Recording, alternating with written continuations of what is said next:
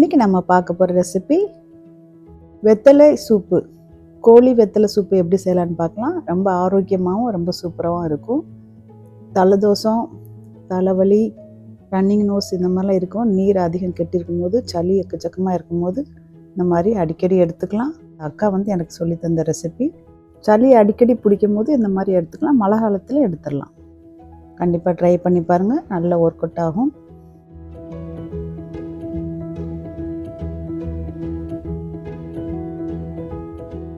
நம்ம நாட்டுக்கோழி வாங்கிக்கோங்க.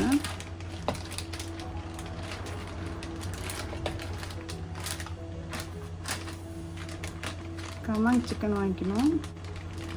சரிங்களா? இந்த மாதிரி கமாங் சிக்கன் வாங்கிக்கணும். ஃப்ரெஷ் சிக்கன் நாட்டுக்கோழி வாங்கிக்கணும். நாட்டுக்கோழியில் சூப் வச்சா தான் நல்லாயிருக்கும். நாட்டுக்கோழி இப்படி இந்த மஞ்சளாக இருக்கும். கால்லாம் வேணால் வேக போட்டுக்கலாம். இது 1 கிலோ இருக்குது கோழி. நான் 14 பீஸ் போட சொல்லியிருக்கேன். மிளகு 1.5 டேபிள் ஸ்பூன் அளவுக்கு எடுத்திருக்கேன்.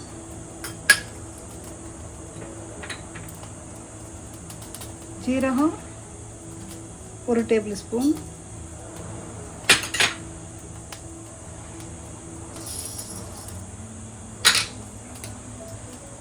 தனியா 2 டேபிள் ஸ்பூன் அளவுக்கு. அது கூடயே இஞ்சி, பூண்டு, ஒரு பெரிய துண்டு இஞ்சி, பெரிய துண்டு பூண்டு, இதெல்லாம் இதில் போட்டு வறுக்க போகிறோம். இதை நல்லா வறுத்து எடுத்துக்கலாம். வறுக்க நல்லா மனம் வந்த உடனே நம்ம ஸ்டவ் ஆஃப் பண்ணணும். இன்றைக்கி நம்ம கிராமத்து ஸ்டைலில், மோஸ்ட்லி பார்த்திங்கன்னா கிராமத்தில் இந்த மாதிரி தான் எடுத்துக்கிடுவாங்க அடிக்கடி. அது மழை காலத்தில் இல்லைன்னா வீட்டில் எல்லாத்துக்கும் சளி இருமலாக இருக்குது, ரன்னிங் நோஸாக இருக்குதுன்னா நீங்கள் அந்த டைமில் இந்த மாதிரி எடுத்து நீங்கள் அது நாட்டுக்கோழி வாங்கிக்கோங்க. நாட்டுக்கோழி வச்சா சீக்கிரமாகவே நம்மளுக்கு சளி தொல்லையெல்லாம் இருக்காது. சீக்கிரம் சரியாகும். பிடிச்ச உடனே நல்லா காரம் சாரமாக. இதில் பச்சை மிளகா, காஞ்ச மிளகாலாம் சேர்க்கக்கூடாது. இந்த நம்ம மிளகு சேர்த்துருக்கோம் இல்லையா, மிளகு, இஞ்சி, பூண்டு சேர்த்ததுனால அதில் காரமே அந்த இதுக்கு போதும் சூப்புக்கு.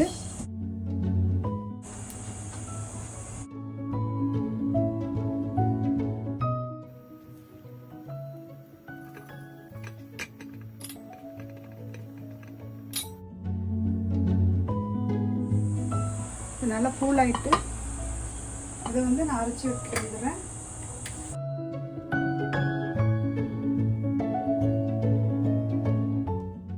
அரைச்சிட்டு வந்துட்டேன். அரைச்சிட்டு வந்த அப்புறமா இப்போ இதில் ஒரு 2 ஐட்டம் சேர்க்க போகிறோம். பாதி வெங்காயம் தான் நம்ம போடணும். சின்னதாக அப்படி கட் பண்ணி போட்டுக்கலாம். அரைப்பட ஈஸியாக இருக்கும். நீங்கள் வேணால் பொடி வெங்காயம் போட்டுக்கலாம். கிராமத்து ஸ்டைல்னாலே பொடி வெங்காயம் தான் அதிகமாக யூஸ் பண்ணுவாங்க. பல்லாரி வெங்காயம், பெரிய வெங்காயம் யூஸ் பண்ண மாட்டாங்க.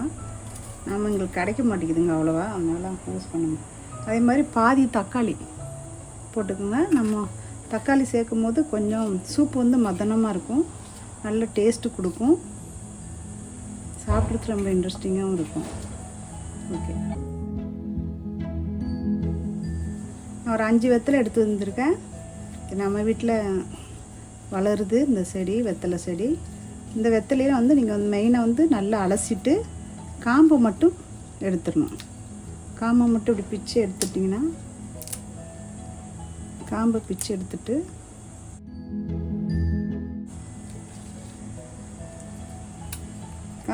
எடுத்துட்டு இந்த மாதிரி எடுத்துடணும். காம்பு போட வேண்டாம், கடுக்கும், அதுக்கு தான். அப்புறம் பெரியவங்க நல்லது இல்லைன்னு சொல்லுவாங்க காம்பு. அதுக்கப்புறம் இதெல்லாம் நல்லா கழுவி எடுத்து ஒரு 5 வெத்தலை தான் எடுத்திருக்கேன். 5 வெத்தலேருந்து 10 வெத்தலை வரைக்கும் போடலாம். இப்போ நம்மக்கிட்ட கொஞ்சம் தான் இருக்குது. நான் ஒரு 5 வெத்தலை தான் போடுறேன். 1 கிலோ கறி இல்லையா, 10 வெத்தலை வரைக்கும் போட்டுக்கலாம். நான் ஒரு 5 வெத்தலை போடுறேன். இது மாதிரி காம்பை எடுத்துக்கணும், சரியாம்மா? அதுக்கப்புறம் இந்த வெத்தலையும் இது கூட பிச்சு போட்டு அரைக்க ரொம்ப நல்லது. தலை உள்ள நீரெல்லாம் உங்களுக்கு சரிப்படுத்தும். அரைச்சிட்டோம். இந்த மாதிரி நைஸாக அரைச்சிக்கோங்க. இப்போ கொஞ்சம் எண்ணெய் ஊற்றிக்கோங்க. நல்லெண்ணெய் சேர்த்துக்கோங்க. ஆயில் நார்மல் குக்கிங் ஆயில் தான் ஊற்றிருக்கேன். ஒரு 5 கிராம்பு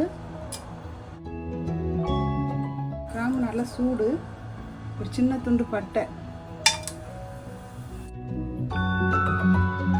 4 ஏலக்காய்,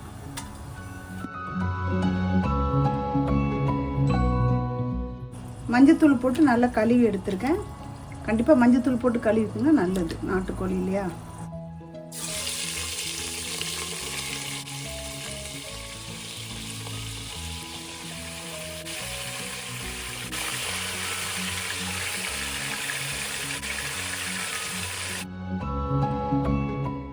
எண்ணெயில் ஒரு 5 நிமிஷம் அப்படியே கிடக்கும். நல்லா கலந்து விட்டுட்டு இப்போ நம்ம அரைச்சி வச்சிருந்த மசாலா இதில் போடணும். அந்த மாதிரி நைஸாக அரைச்சிக்கணும்.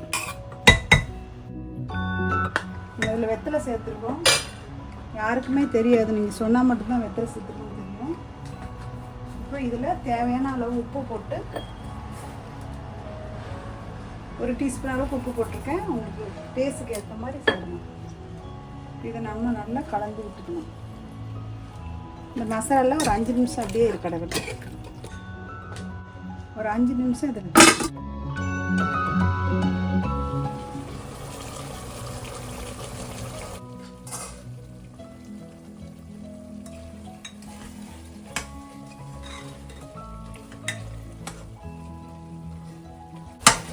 நல்லா கொதிக்க ஆரம்பிச்சுட்டு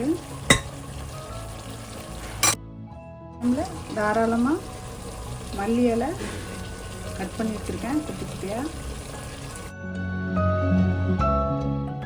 1 ஸ்பூன் அளவுக்கு கரம் மசாலா போட்டுக்கணும், நல்லாயிருக்கும்.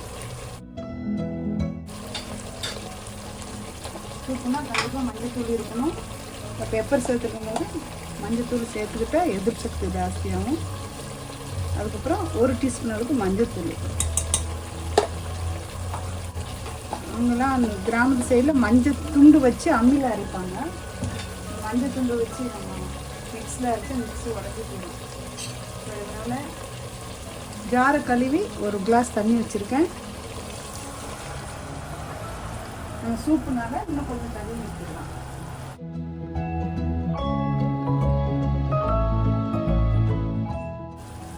சூப்பு ஊறினால இன்னும் 1 கிளாஸ் தண்ணி ஊற்றிக்கணும்.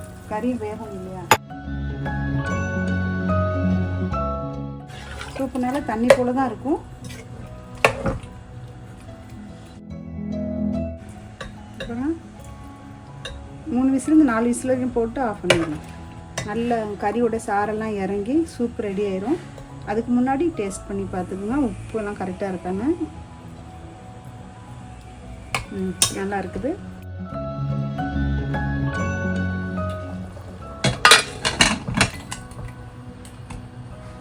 இப்போ வெயிட் போட்டோம்.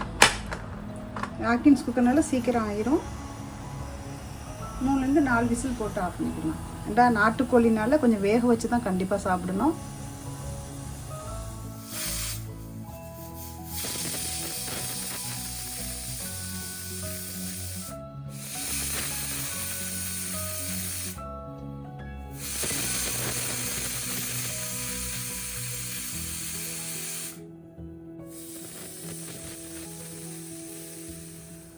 இன்னும் 1 விசில் வரட்டும், அப்புறம் ஆஃப் பண்ணிடுறோம்.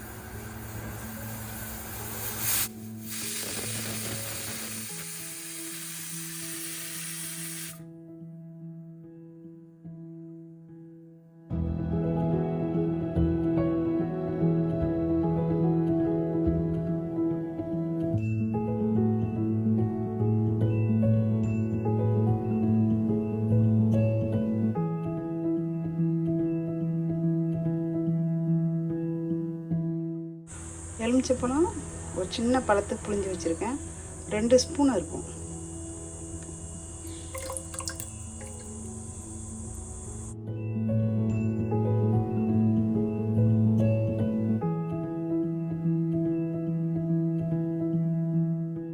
டெலிவரி ஆயிருந்தால் அவங்களுக்கு கூட நீங்கள் கொடுக்கலாம். அந்த சூப்பு ரொம்ப நல்லது.